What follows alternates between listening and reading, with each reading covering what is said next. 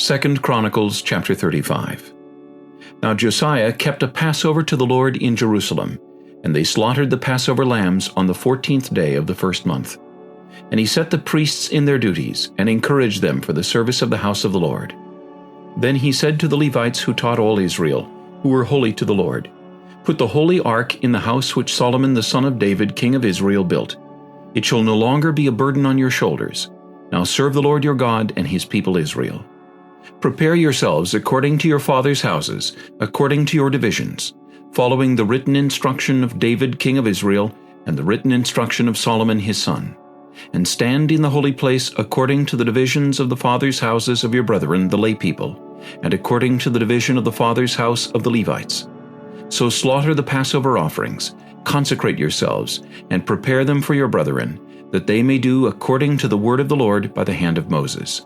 Then Josiah gave the lay people lambs and young goats from the flock, all for Passover offerings, for all who were present, to the number of 30,000, as well as 3,000 cattle. These were from the king's possessions. And his leaders gave willingly to the people, to the priests, and to the Levites.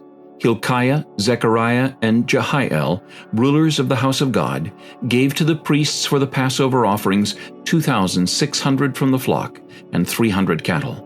Also Conaniah, his brothers Shemaiah and Nethanel, and Hashabiah, and Jeiel, and Jozabad, chief of the Levites, gave to the Levites for Passover offerings 5,000 from the flock, and 500 cattle. So the service was prepared, and the priests stood in their places, and the Levites in their divisions according to the king's command. And they slaughtered the Passover offerings, and the priests sprinkled the blood with their hands, while the Levites skinned the animals. Then they removed the burnt offerings that they might give them to the divisions of the fathers' houses of the lay people, to offer to the Lord, as it is written in the book of Moses. And so they did with the cattle. Also they roasted the Passover offerings with fire according to the ordinance, but the other holy offerings they boiled in pots, in cauldrons, and in pans, and divided them quickly among all the lay people.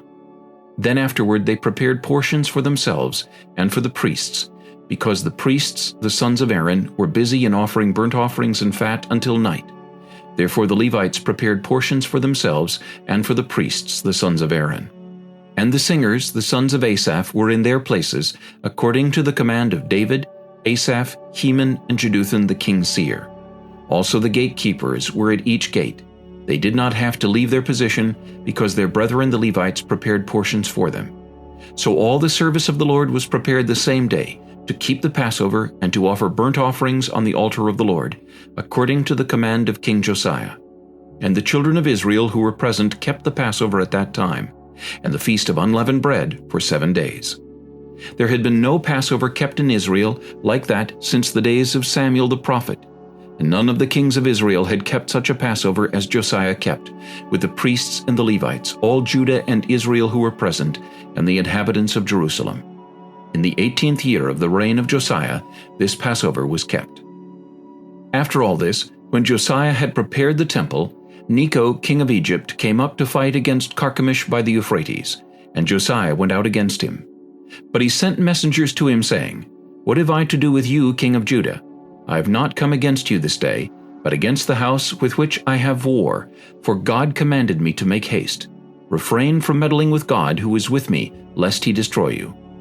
Nevertheless, Josiah would not turn his face from him, but disguised himself so that he might fight with him, and did not heed the words of Necho from the mouth of God. So he came to fight in the valley of Megiddo. And the archers shot King Josiah, and the king said to his servants, "Take me away, for I am severely wounded." His servants therefore took him out of that chariot, and put him in the second chariot that he had, and they brought him to Jerusalem. So he died, and was buried in one of the tombs of his fathers. And all Judah and Jerusalem mourned for Josiah. Jeremiah also lamented for Josiah. And to this day all the singing men and the singing women speak of Josiah in their lamentations. They made it a custom in Israel, and indeed they are written in the laments. Now the rest of the acts of Josiah and his goodness, according to what was written in the law of the Lord, and his deeds from first to last, indeed they are written in the book of the kings of Israel and Judah.